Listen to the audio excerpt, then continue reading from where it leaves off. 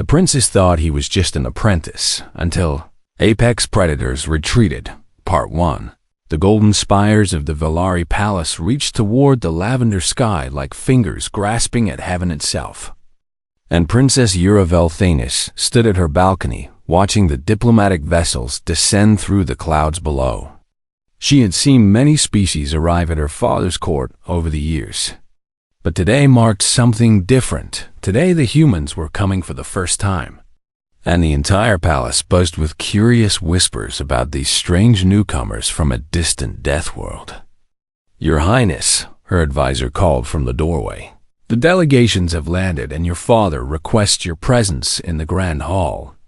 Yura adjusted her ceremonial robes and made her way through the crystal corridors. Her forearms folded elegantly as she walked with the practiced grace of royalty. The Grand Hall stretched before her like an ocean of polished stone and floating light orbs, and representatives from 12 different species had already gathered in their designated areas. The massive Gorvath stood like living mountains near the northern wall, while the delicate Sylphari floated on their gossamer wings near the fountains, and the reptilian Kethari coiled together in quiet conversation by the eastern pillars. And there, in a modest corner that spoke of their low status in galactic politics, stood the human delegation. Yura studied them with mild interest as she took her place beside her father's throne. There were only 5 of them, and they looked so terribly ordinary compared to the magnificent beings that surrounded them. No scales, no wings, no extra limbs, no bioluminescence. Just soft skin and those strange forward-facing eyes that seemed to track everything at once. The leader of their group was a tall female with silver hair who introduced herself as Ambassador Kestrel, and she spoke with confidence despite humanity's newcomer status in the Galactic Union. But it was not the ambassador who caught Yura's attention. Behind the diplomatic team stood a young man carrying cases of equipment and documents, and he moved with quiet efficiency as he set up their translation devices and organized their materials.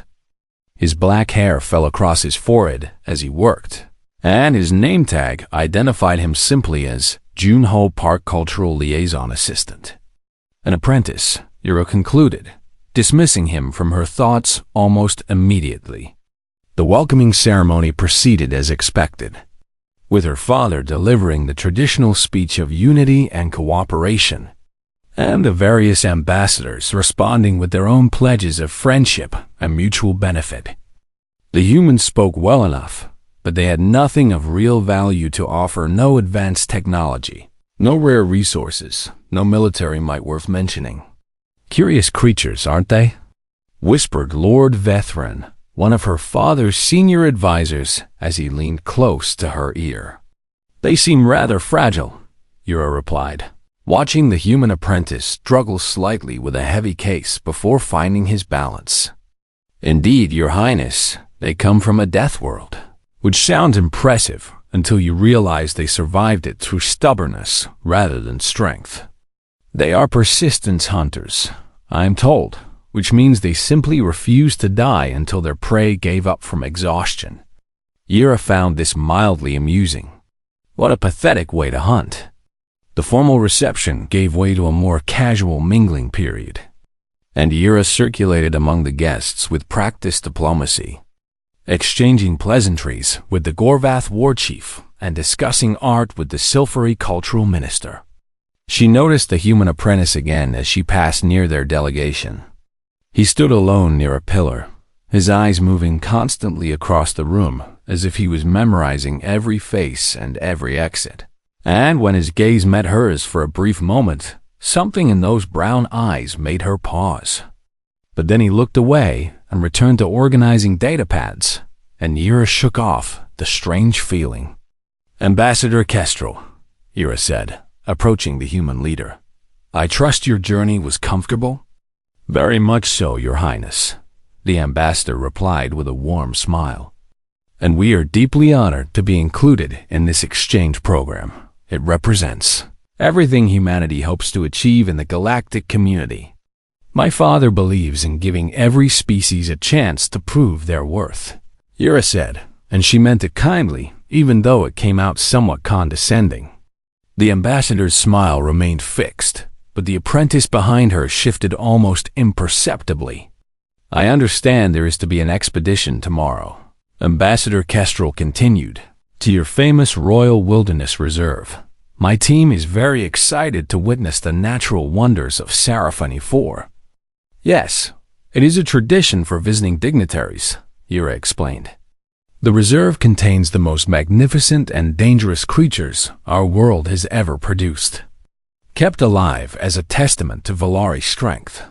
My ancestors conquered those beasts generations ago, but we preserve them now as a living history. Will your apprentice be joining us?" Yura asked, gesturing toward Junho without really caring about the answer. "Junho assists me with everything," the ambassador said. "He has a particular interest in wildlife and survival techniques." Yura nearly laughed. What could a human possibly know about surviving among real predators? "Then he will find our reserve educational," she said with a polite nod before moving on to greet other guests. That night, as Yura prepared for sleep, she found her thoughts drifting to the expedition ahead. The reserve had been safe for centuries under Valari management, and tomorrow would be nothing more than a pleasant tour through controlled wilderness. She had no way of knowing that deep within the reserve, in caves that had remained sealed for 300 years. Something ancient was stirring from its long slumber, something that her ancestors had never truly conquered, but merely waited out, and now the Vonkai were waking, and they were hungry.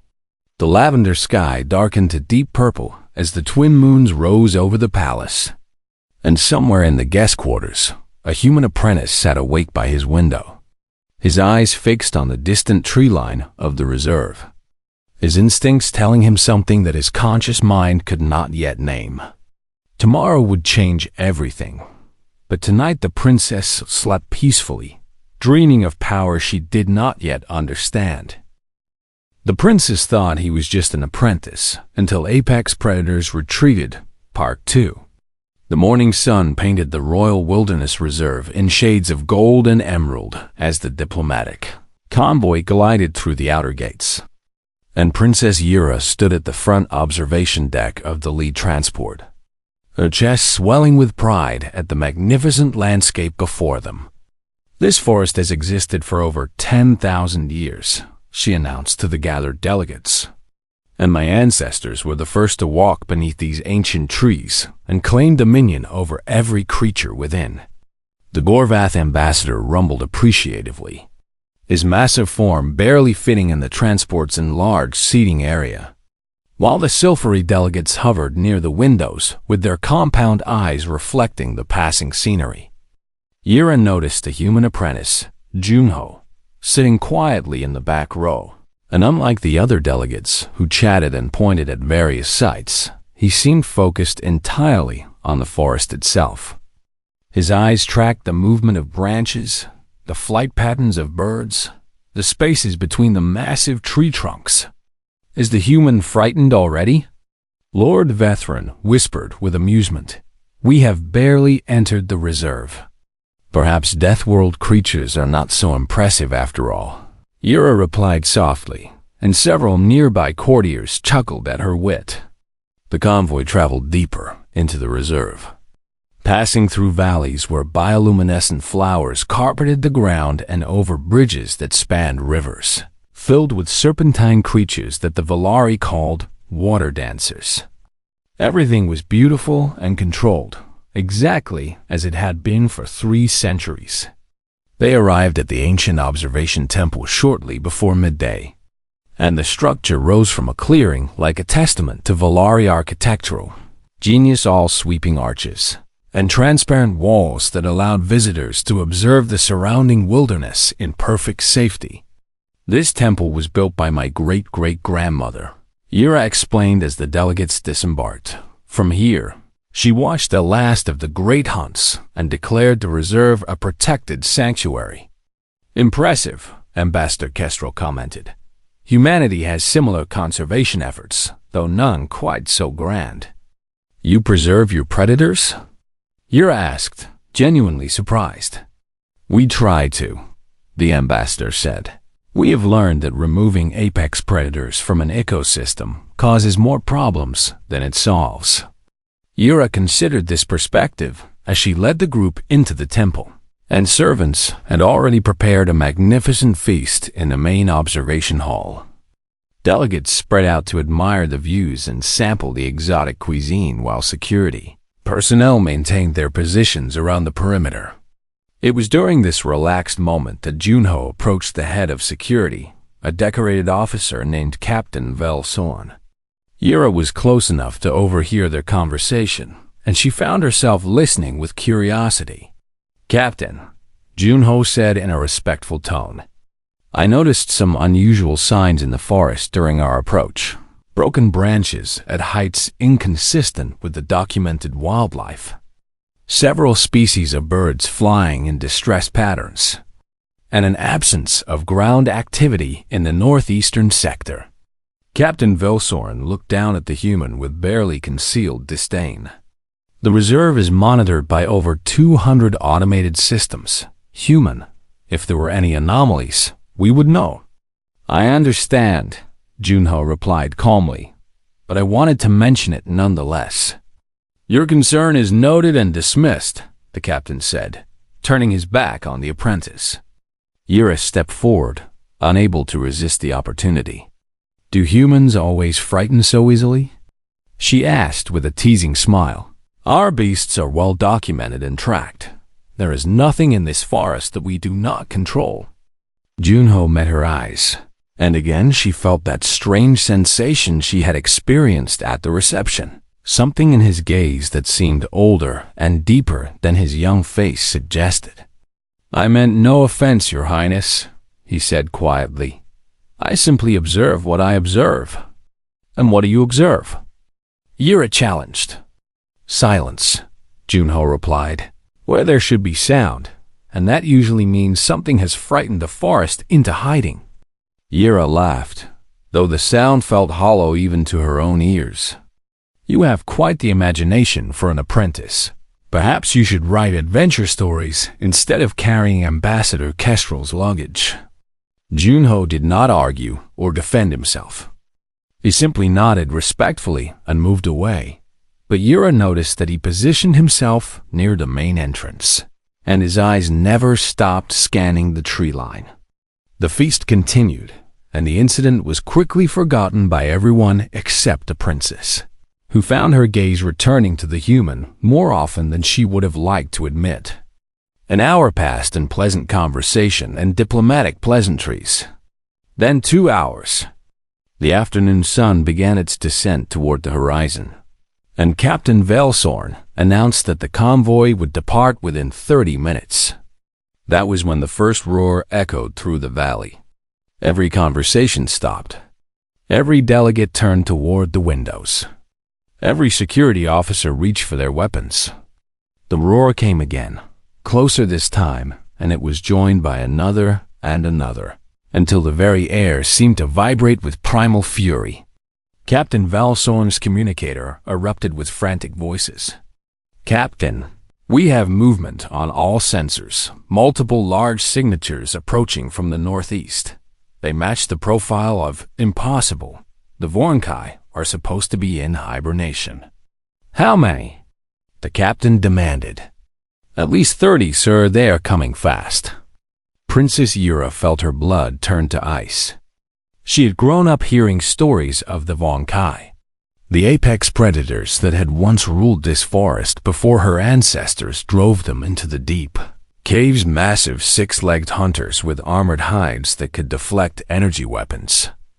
Venomous fangs that could kill in seconds, and pack intelligence that made them the deadliest creatures on Seraphini 4.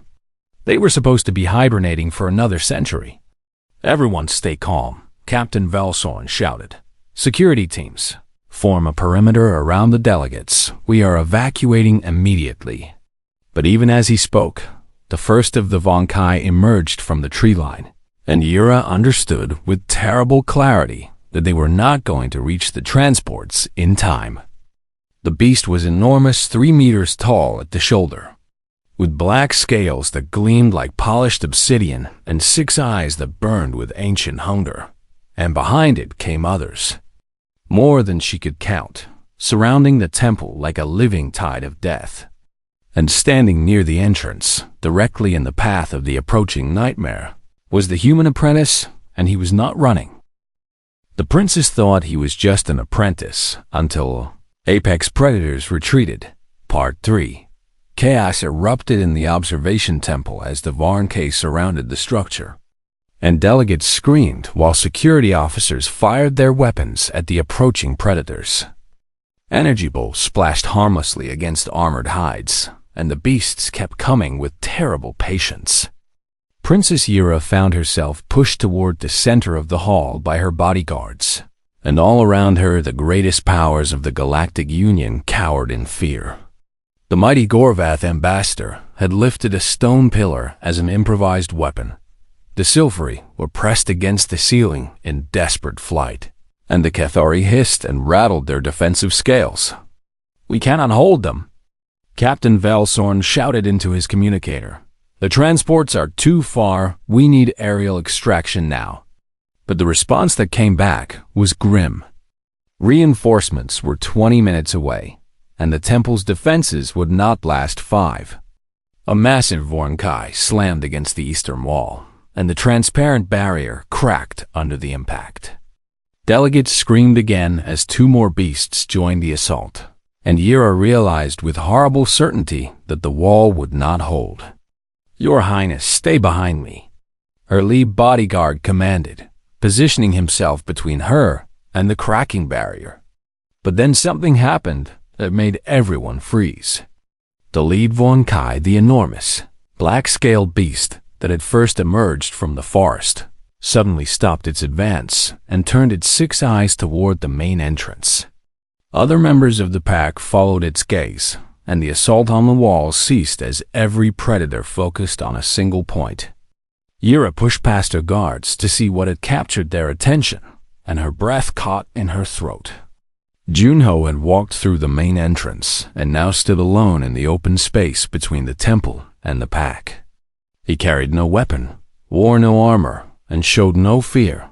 He simply stood there, perfectly still, facing down 30 apex predators with nothing but his presence. "Is he insane?" Lord Vethrin gasped. "Someone pull him back," Ambassador Kestrel shouted, genuine terror in her voice. Though Yura noticed something else there, too, something like resignation, as if the ambassador had seen this before. But no one moved to help him, and the Vonkai did not attack.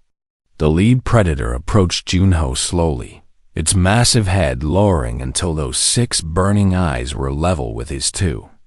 It was close enough to kill him with a single bite, close enough that its breath surely washed over him with the stench of old death, and still the human did not move. Yura watched in disbelief as Junho met the creature's gaze without flinching. There was no aggression in his posture, no challenge, but there was also no submission. He stood as an equal, as a being that had every right to exist in this space, and the Vonkai seemed to recognize this. Seconds passed like hours. The predator's lips pulled back to reveal fangs as long as Yura's forearm, and a low growl built in its chest, a sound that vibrated through the ground and made the walls tremble. Junho did something then that defied all logic and reason. He growled back.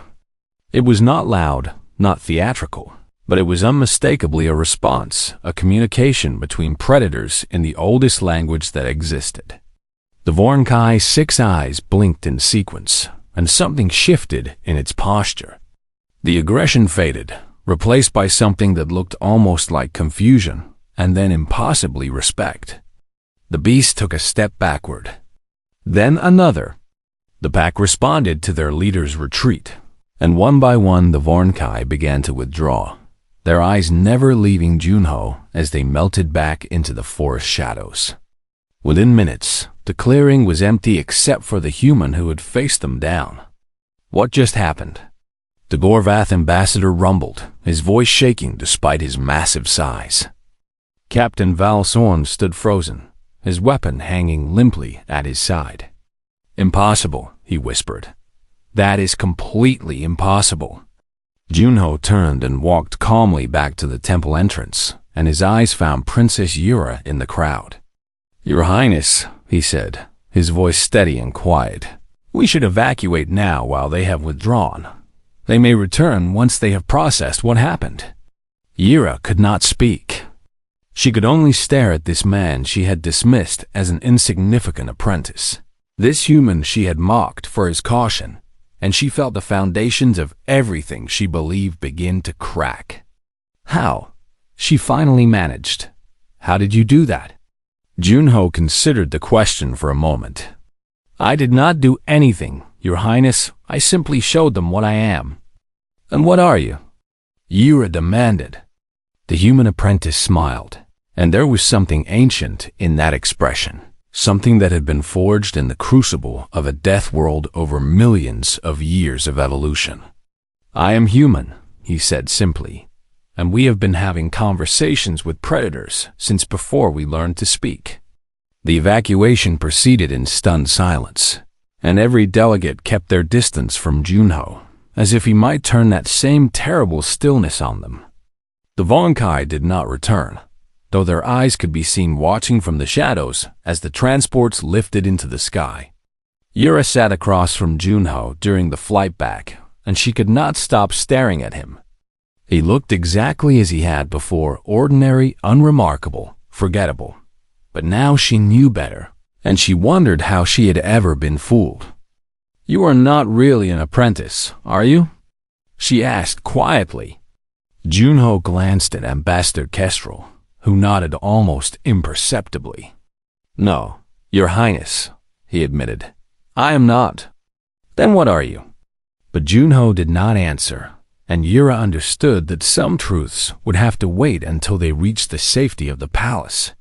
The twin moons were rising by the time they arrived, and Yura knew that sleep would not come easily tonight, not with so many questions burning in her mind, and not with the memory of those Vonkai eyes staring at a human with something that looked terribly like fear.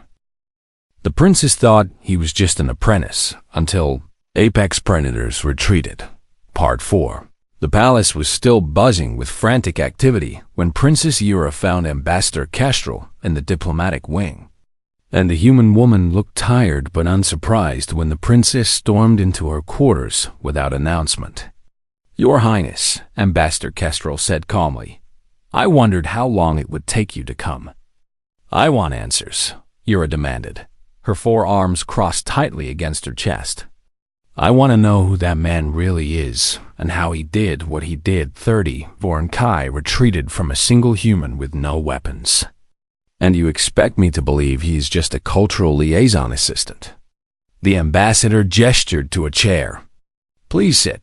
Your Highness, this will take some time to explain, and I have been authorized by Junho to tell you everything." Yura sat, though her posture remained rigid with impatience. "Junho Park is what we call a survival integration specialist," Ambassador Kestrel began. "He's part of an elite division within the Human Diplomatic Corps, whose purpose is to provide silent protection for our missions across the galaxy." "Silent protection?" Yura repeated. "His cover as an apprentice allows him to observe potential threats without drawing attention," the ambassador continued. "He noticed the signs of the Vornkai awakening hours before your sensors detected them. He tried to warn your security chief, but he was dismissed." Yura felt a flush of shame at the memory of how she had mocked him. "But that does not explain what happened in the forest," she pressed. "He had no weapon. He simply stood there, and they ran from him." Ambassador Kestrel leaned forward, and her expression became serious. "Your Highness, what do you know about Earth, about the world humans come from?" "I know it is classified as a death world," Yura said. "High gravity, extreme temperature variations, dangerous fauna, but many species come from death worlds." "True," the ambassador agreed, "but human evolution took a unique path. We were not the strongest predators on our world, not the fastest, not the most venomous or the best armored, but we became the apex predator nonetheless. And do you know how? Yira shook her head. We became the thing that other predators learned to fear, Ambassador Kestrel said. Through millions of years of evolution, we developed something that no other species in the known galaxy possesses, the ability to project threat without aggression, to communicate dominance through stillness and eye contact alone. That is absurd, Yira protested. Communication requires action, demonstration of power. Does it? The ambassador asked with a slight smile. Tell me, Your Highness, when the Vonkai looked at Junho, what did you see in their eyes? Yira thought back to that terrible moment, to the massive predator lowering its head to meet the human's gaze. I saw confusion, she admitted slowly, and then something like recognition. Exactly, Ambassador Kestrel nodded. Predators recognize predators. It is an instinct that transcends species and even planets.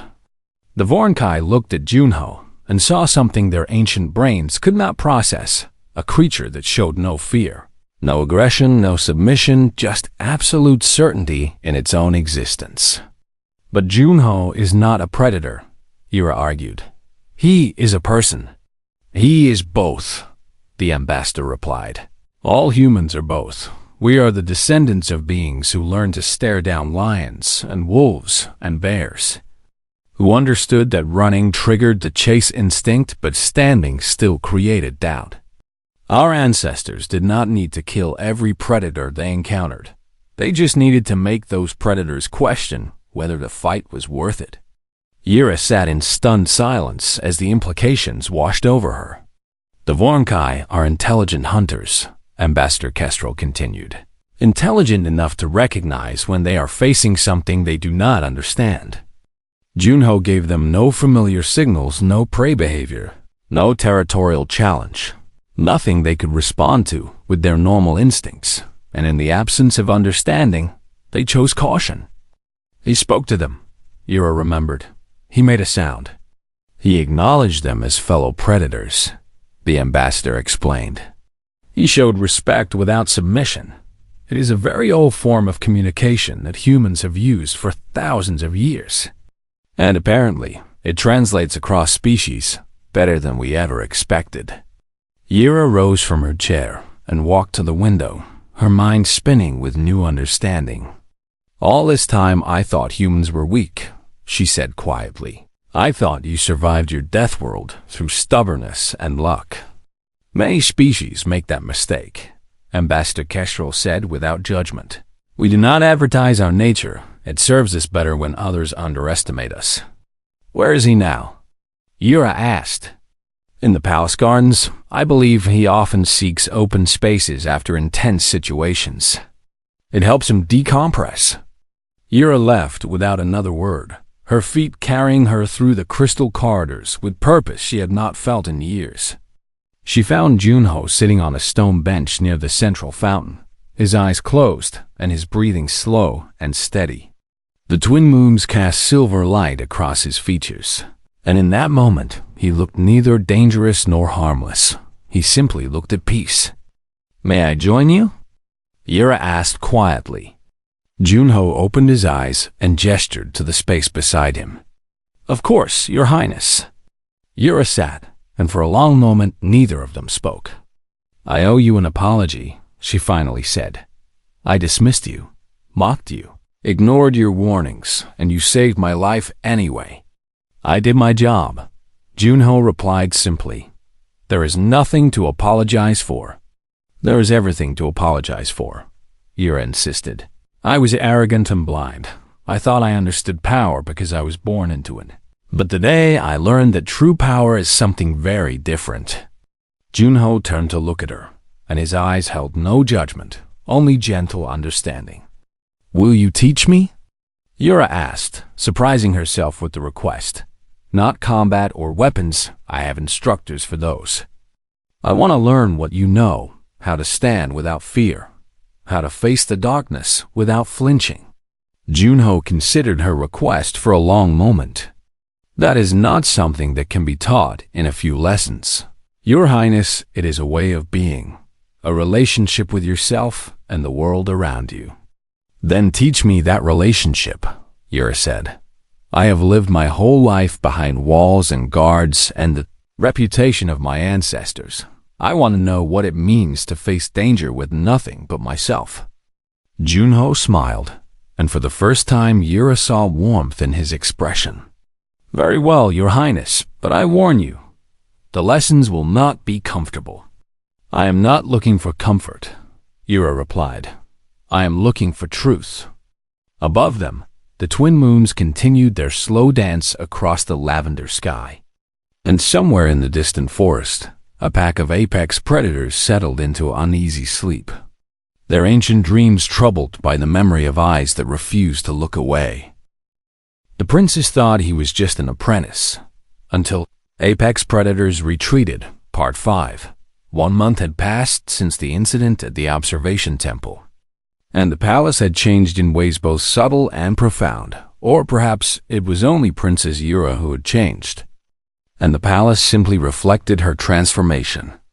Every morning before dawn, she met Junho in the Eastern Gardens for what he called presence training, and the lessons were nothing like she had expected.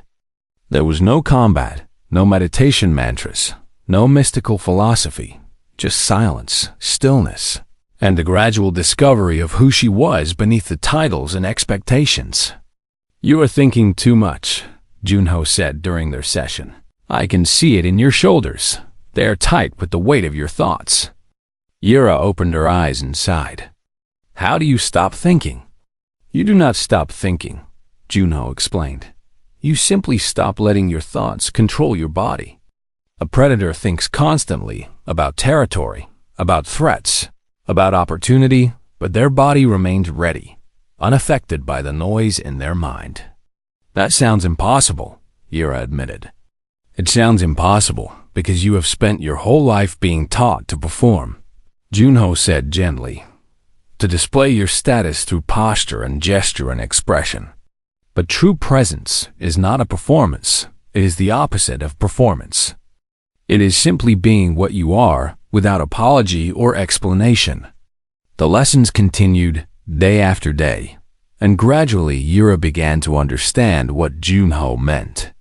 She noticed changes in herself during court sessions, where once she had felt the need to project authority through rigid posture and commanding gestures, she now stood quietly and let others come to their own conclusions. Where once she had filled silences with words to demonstrate her intelligence, she now allowed pauses to stretch and watched as others rushed to fill them. The effect on those around her was remarkable. Your Highness seems different lately, Lord Vethrin observed one afternoon. More composed, more centered. If I did not know better, I would say you have aged 10 years in wisdom over this single month. Yura smiled but did not explain. Some truths were better discovered than told. Not everyone appreciated the changes, however. Lord Cathvorin, leader of a rival faction within the court, had been watching Yura's transformation with growing unease. He had built his political strategy around the assumption that the princess was a sheltered child who could be manipulated and eventually controlled. Her new demeanor threatened everything he had planned. He confronted her during a council meeting, his voice dripping with false concern. Your Highness, there are whispers throughout the court that you have fallen under the influence of the human. Diplomat, surely you understand how inappropriate it is for the heir to the Valari throne to be spending so much time with an alien of such low status. The chamber fell silent as every eye turned to Yura. In the past, she would have responded with anger or defensive justification. She would have performed her authority through raised voice and sharp words. Instead, she simply looked at Lord Cathvorin and said nothing. The silence stretched.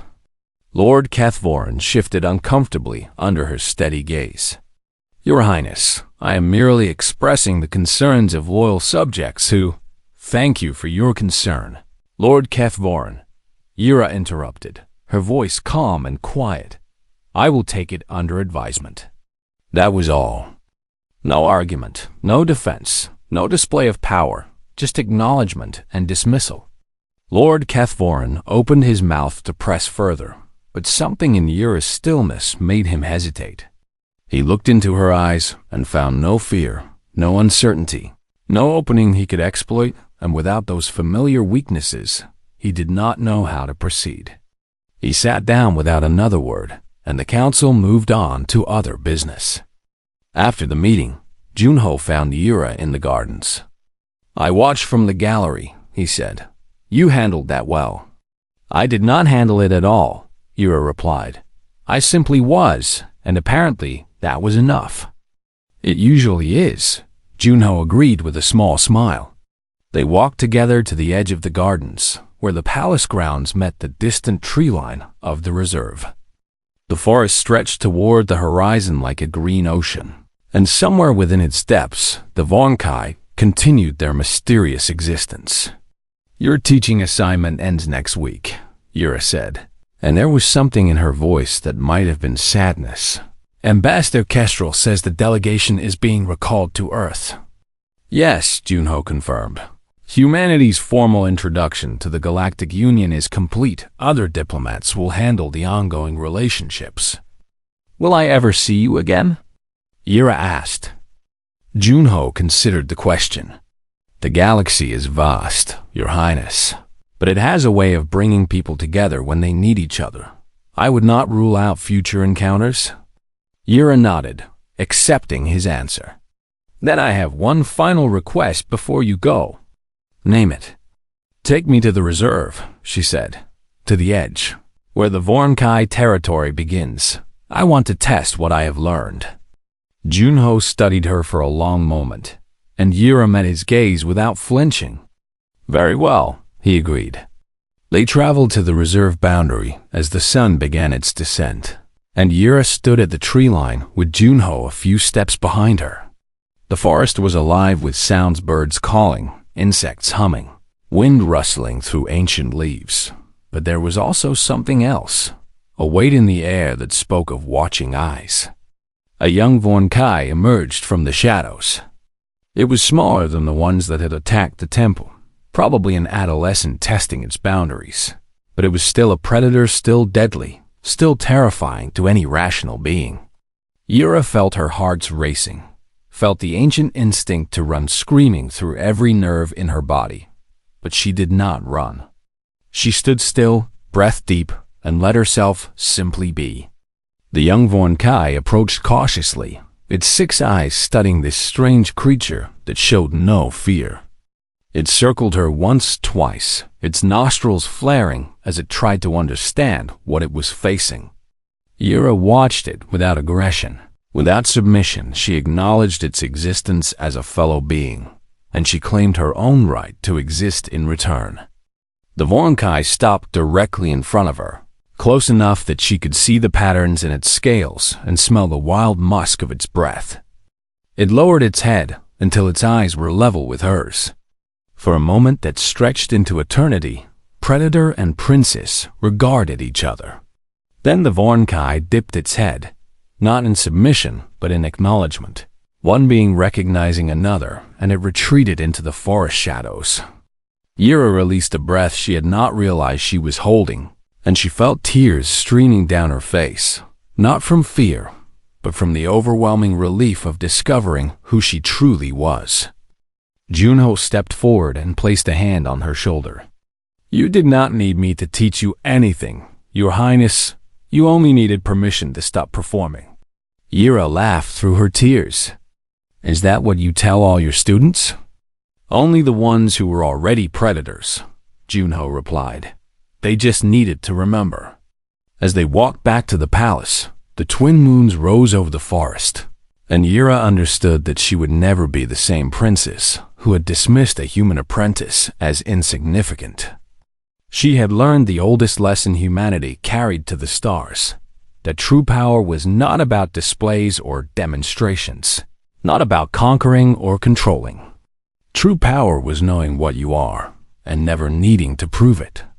The human delegation departed 3 days later, and Yura watched their ship climb into the lavender sky with a mixture of gratitude and determination. Junho had given her something more valuable than any diplomatic treaty or political alliance. He had given her the gift of herself. And somewhere in the Royal Wilderness Reserve, a young Vorn Kai settled into its den and dreamed of the strange four-armed creature who had looked into its eyes without fear, the princess who had finally learned to be a predator.